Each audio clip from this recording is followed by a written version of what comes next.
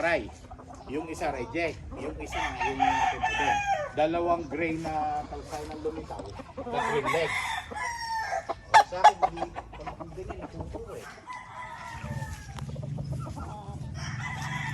Ganda na ito, oh. Yung itim, nakala ko, kaya kinuha ko yan, di ba nag-iisang itim, akala ko lalaki. Kung naglalaki, kamukha nung mga winning line mo, di ba? Yan, wag nyo, ito lang nga iiwalay mo kung i-ano mo. Ayun, di pwedeng i-cross doon. No? Lahat dyan pwede ibangga.